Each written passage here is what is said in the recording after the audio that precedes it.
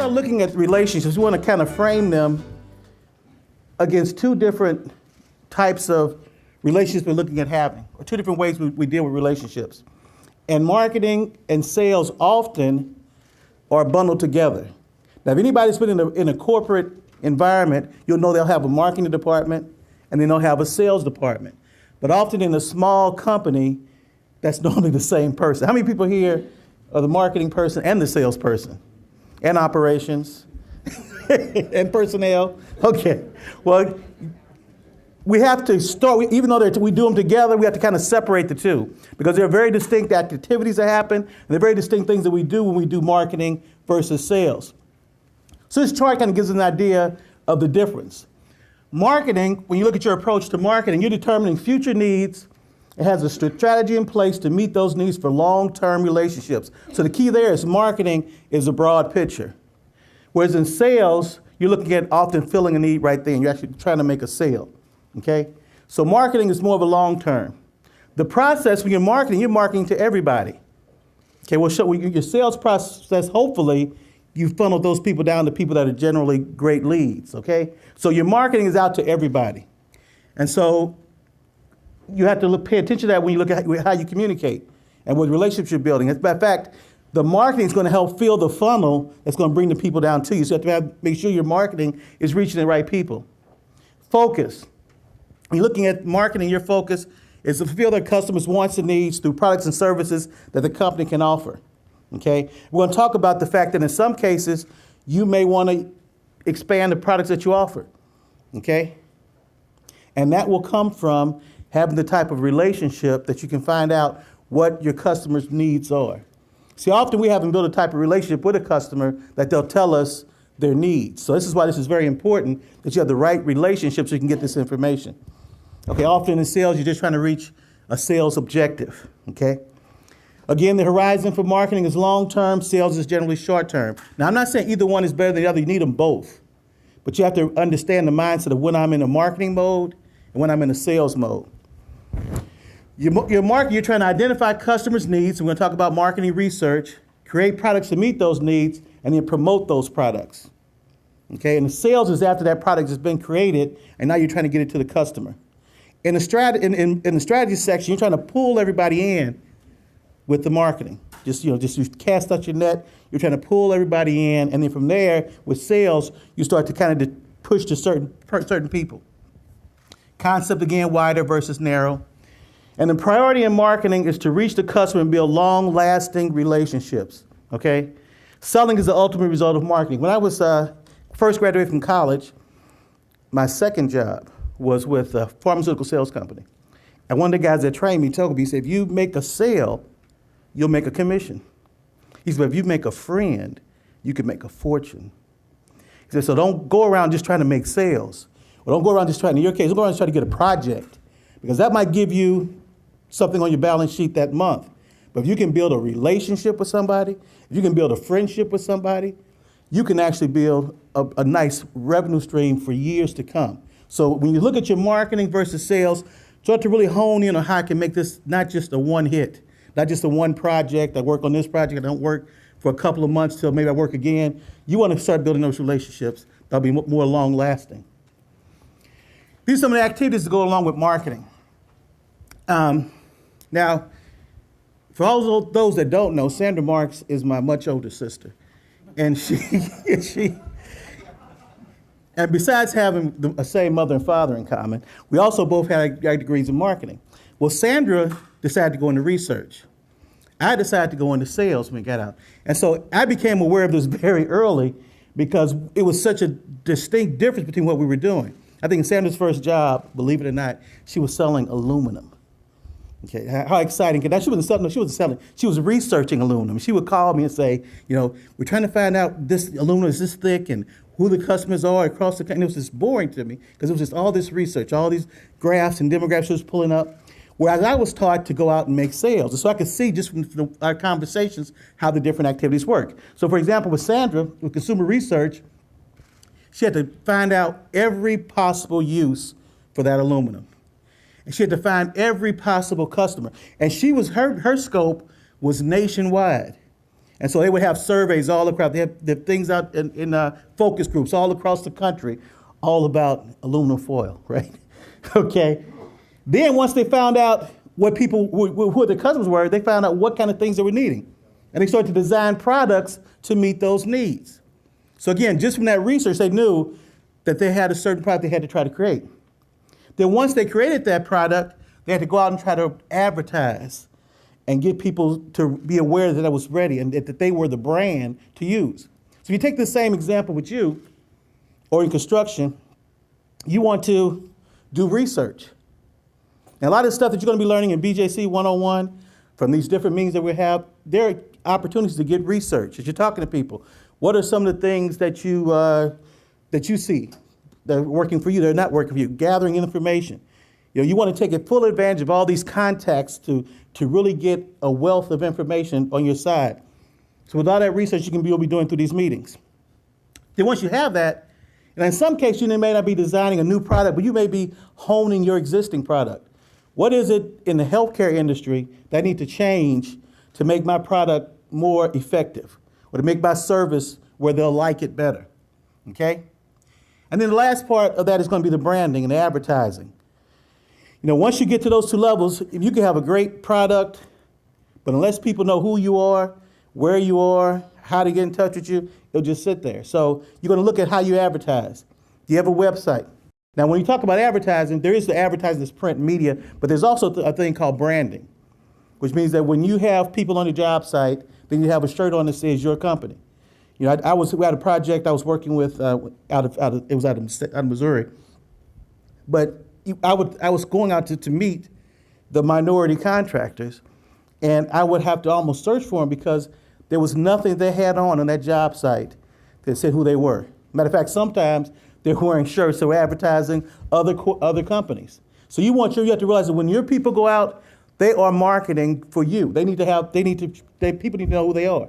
So you need to go invest in things like that. When you say it won't be necessarily advertising in papers or running newsprint, but it might be just having shirts, logo shirts. A lot of people here today have on logo shirts. Okay, how's your brand established? If I go to your website, does it look like the shirt I just saw? There's a whole art of branding where your brand has to be consistent across the board. And so you want to look at how do people identify my people in the workforce? Is there a certain color that they wear? Is there a certain sticker on a hard hat? You want to really start to make your brand stand out. Because if not, they won't be able to distinguish between you and anybody else on that site. Now, I told the people on that site, although you're here, other companies aren't knowing that you're here. I know you're here because I'm in the meetings. But other companies are here and say, oh, I saw XYZ company. I saw that guy doing some great work. It's just lost, okay? So we're going to talk about how to raise your brand awareness. Again, the goal of marketing is to generate interest, okay? It's not to sell, it's just to generate interest in what you are and what you're doing.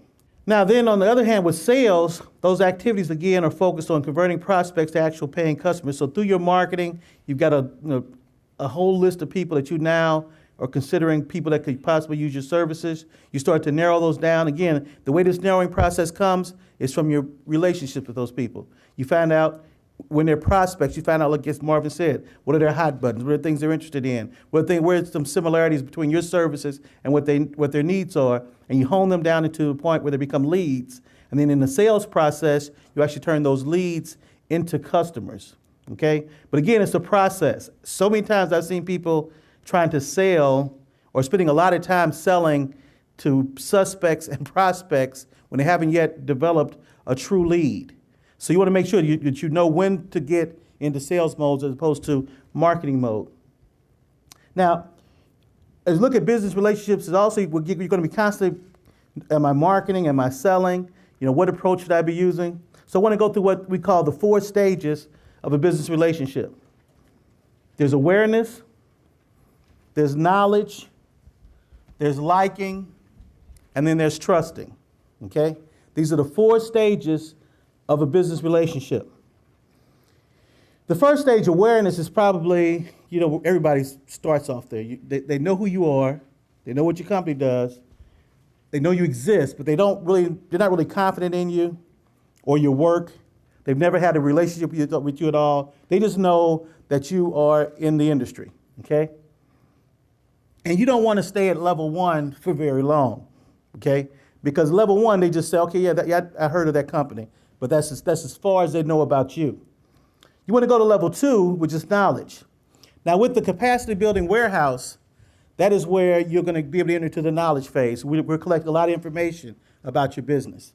We are you'll have you come in and talk to Marvin and his staff so they get an idea of what your business can do. The information is being shared with people that are in the toolbox and people that are looking for potential people to partner with on the project. So in this knowledge stage, they know who you are, but now they have a more idea of what your company does. They know the type of work you do, and they have no doubts about who they're dealing with and that you're going to be able to provide that service. Again, that's because you've been vetted through the capacity building warehouse, okay? So as opposed to just somebody that they just met, this company has obviously gone through a process that they have knowledge, intimate knowledge about your business. After they've got that knowledge, hopefully you'll start to do work. And that's when you have the opportunity to go into the liking stage, okay? So in the liking stage, not only do they know what you do, but they've actually worked with you. And the relationship has began to grow, okay, between the two companies. Okay, and then sometimes if they have a choice to work with you or someone else, they'll choose you because they like you, okay? You hear it all the time. People do business with people that they like, okay? So if they like you, you want to be in the liking stage. They know the quality of your work. They know the quality of the product. They know the owner.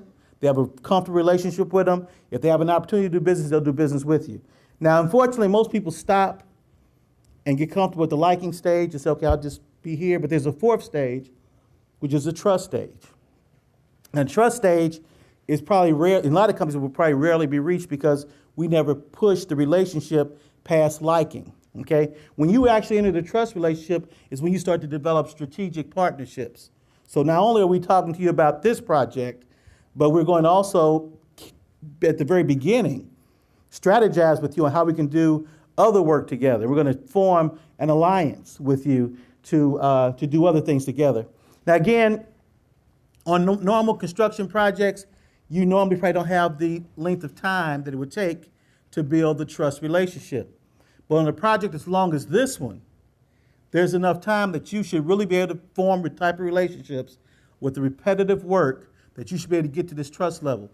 Now, as we alluded to, there's two kinds of that. There's the work, but then there's also the personal development.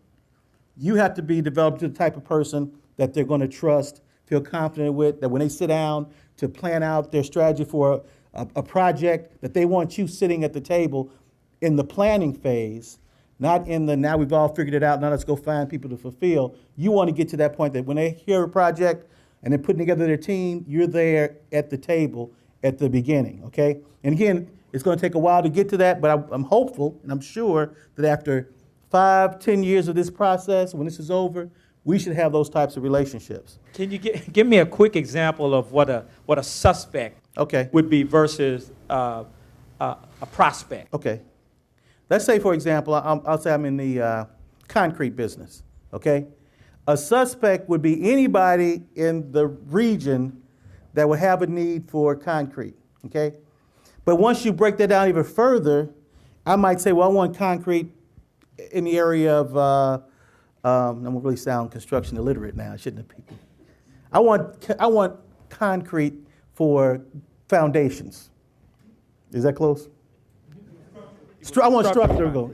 I want structural concrete. Now, all of a sudden, everybody that uses concrete is no longer. They're left in that suspect phase. That go down now to prospects. These are the ones that are structural. Okay. Then from those structural, I start looking at my relationships and say, okay, wait a minute. Of all these people, which ones do I have insights into? Which ones do I have relationships on? Which ones have I looked and found their projects coming up? And those I pull into a smaller group that are now leads. Okay. These are people that are in the structural concrete needs that are close to that can now start to spend more time marketing and selling to, as opposed to people that just need concrete in general that really aren't at the niche I want to be at. And then once I start to focus on those leads, then I can start to develop those people into customers. So again, so you take a wide range, and as you start to build relationships and talk, you bring it down to a smaller one. There's another young lady sitting back there with a question. I want to diversify the questions, okay. Stan. And also, you mentioned when I was in market research, I literally had a person who worked for me whose total job was finding leads. And they started at this stage. And then we actually were able to identify, even when someone was a lead, we distinguished between which leads were short-term versus long-term. And she did all that research, where by the time it got to my table, it wasn't just the name of the company that actually had the need, but it was everything she could find. Back then, like you said, it was literally going to the library, but today, you would do it on the internet. So it would be everything you could find about that company that you've now found out has a lead. Now, we get leads in the construction industry all kinds of ways. Some of it through word of mouth, some of it by being observant as we drive through the market. Certainly, we as CEOs have to be reading every publication that gives leads, but also in terms of even a BJC, really beginning to pay close attention to the cycle. And Marvin mentioned the 2-year capital cycle. And knowing that even 2 years in advance, in some instances, you need to be developing that lead. So it really is something that you could make part of your administrative person's role to get you as much information. You know, turn your administrative person into your market researcher, by the way. That's one of the things they should be doing to bring even more value to you, to bring as much information to you on the people you call leads. So again, you're going to have different relationships at different stages throughout this whole process. So you want to be working them all toward at least the liking stage, and then those that are truly valuable, moving them into the to the trust stage. Okay? Now, we're supposed to take a break, and let's take a quick 5-minute break because we've got some stuff we're going to bring up our next speaker. Let's take a 5-minute break, and then we'll come back with some information about relationships from Sandra Marks.